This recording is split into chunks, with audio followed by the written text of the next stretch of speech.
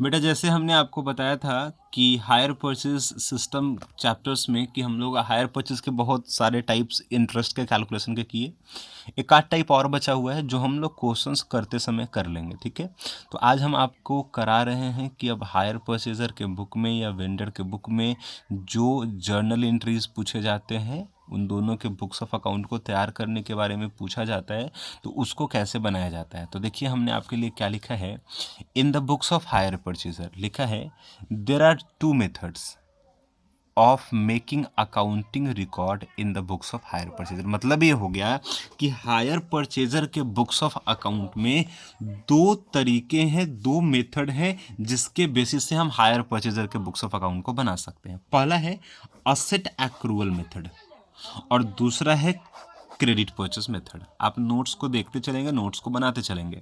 लिखा there are two methods of making accounting records in the books of hire purchaser. मतलब hire purchaser के books of account को बनाने के लिए दो मेथड यूज किए जाएंगे। एक का नाम है असेट एक्रूड मेथड और दूसरा है क्रेडिट परचेस मेथड। क्लियर है। अब हम लोग सबसे पहले पढ़ेंगे क्रेडिट परचेज मेथड को कि क्रेडिट परचेज मेथड में क्या करते हैं। बेटा क्रेडिट परचेज मेथड से जब हम लोग आते हैं तो उसमें आप देखेंगे कि हमारा अकाउंटिंग रिकॉर्ड कैसे होता है। तो हमने लिखा है आपके लिए, देखेंगे ध्यान से। सबसे पहले लिखा है journal entry credit purchase method. किसके बुक में चल रहा है? तो परचेजर के बुक में चल रहा है।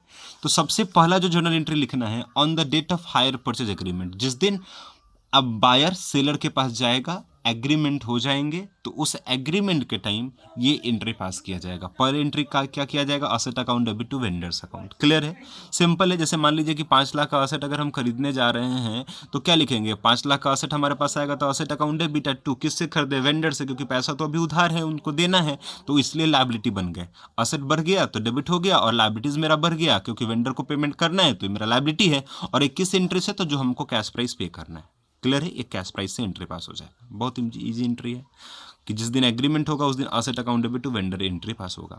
अब क्या हो गया कि इसी कैश प्राइस में से कुछ पेमेंट हम एट ए टाइम वेंडर को कर देते थे, जिसको हम डाउन पेमेंट कहते हैं। तो उसका दूसरा एंट्री अब आया डाउन पेमेंट का। बेटर साहब जैसे ही डाउन पेमेंट का एंट्री पास करेंगे तो ये जो लाइबिलिटी हमने बनाया था, जितने भी कैश प्राइस होंगे उसी का एक टुकड़ा हम पे कर रहे हैं। तो जितना हम अब पे कर देंगे उतना से हमारा ये वेंडर जो लाइबिलिटी था वो कम हो जाना चाहिए। तो अब जितना डाउन पेमेंट हुआ उतने से वेंडर को डेबिट कर दीजिए, क्योंकि लाइबिलिटी कम हो जाएगा। और टू कैश, क्योंकि कैश पेमेंट करोगे तो कैश भी आपका कम हो जाएगा, तो हायर वेंडर टू कैश। तो ये हमारा डाउन पेमेंट का एंट्री हो जाएगा। क्लियर है, सिंपल बात।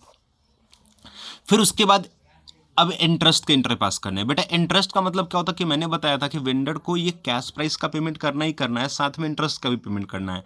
तो इस कैश प्राइस को पहले हमने लायबिलिटी बनाया, इसमें से जितना पेमेंट मिल गया उसको हमने हटा दिया, डेबिट कर दिया।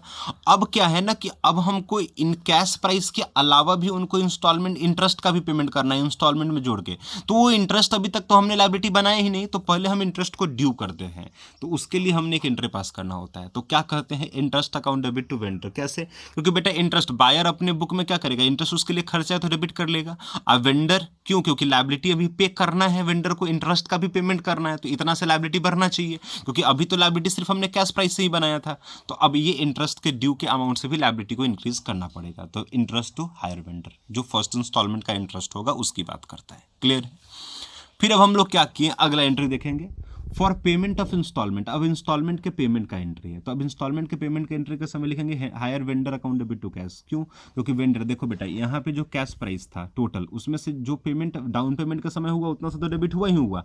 अब क्या था, इंस्टॉलमेंट में कुछ इसका टुकड़ा होगा और ये जो इंटरेस्ट हमने ड्यू किया था उसका टुकड़ा होगा। तो ये वाला इंटरेस्ट, फर्स्ट इंस्टॉलमेंट वाला जो इंटरेस्ट का अमाउंट है अब प्लस इस वाला कैश प्राइस का, दोनों का अमाउंट इंस्टॉलमेंट में जाएगा पेमेंट के समय। तो इस दोनों के टुकड़े से उतना से वेंडर को हम डेबिट कर लेंगे, क्योंकि पेमेंट कर रहे हैं, और टू कैश क्योंकि हमारा कैश कम हो जाएगा। क्लियर। फिर उसके बाद क्या होगा कि डेप्रिसिएशन लगाएंगे, क्योंकि असेट खरीद के लाएंगे तो उस पर डेप्रिसिएशन चार्ज होगा। तो उसके लिखा है, उसके बाद आपने लिखा है फॉर डेप्रिसिएशन। तो डेप्रिसिएशन के लिए क्या होगा? डेप्रिसिएशन टू असेट, डेप्रिसिएशन हमारा एक्सपेंस से डेबिट हो जाएगा, और डेप्रिसिएशन से असेट का विकर कम हो जाता है तो असेट हमारा क्रेडिट हो जाएगा। तो डेप्रिसिएशन टू असेट। अब उसके बाद आखिरी में क्या होगा कि ये जो हमारा इंटरेस्ट का अमाउंट था, ये जो हमारा इंटरेस्ट का अमाउंट था, और ये जो हमारा क्या था डेप्रिसिएशन, दोनों हमारे लिए बायर के लिए एक्सपेंस है, तो हम इसको प्रॉफिट एंड लॉस अकाउंट में डालते हैं। तो उसके लिए एंट्री होगा profit and loss account debit to interest और टू डेप्रिसिएशन। बेटा जी ये जो एंट्री हमने बताया वो हमने बताया क्रेडिट परचेज मेथड से, और एक क्रेडिट परचेज मेथड से टोटल एंट्री थे 1 साल के।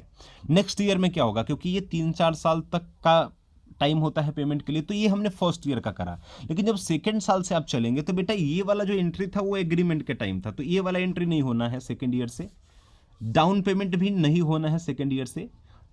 थर्ड वाला एंट्री से हमारा एंट्री रिपीट होता चला जाएगा, मतलब थर्ड ईयर से सेकेंड ईयर से ए वाला एंट्री इंस्टॉलमेंट का, इंटरेस्ट का, फिर इंस्टॉलमेंट का, फिर डेप्रिसिएशन का, और फिर ट्रांसफर टू पीएल जो हमको करना है। तो ये एंट्री बार बार रिपीट होंगे जितना बार हमको टोटल इंस्टॉलमेंट पे करना है। तो कहने का मतलब हो गया कि जो सेकेंड ईयर है हमारा, नोट जो मैं लिख देता हूँ कि जो सेकेंड ईयर होगा, सेकेंड ईयर से कौन कौन सा नंबर एंट्री नंबर थर्ड, 4, 5 और 6 ये रिपीट होता चला जाएगा।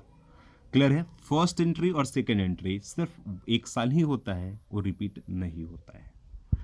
तो सिंपल है, ये हमने आपको बता दिया, आप एक बार देख लेंगे इसको।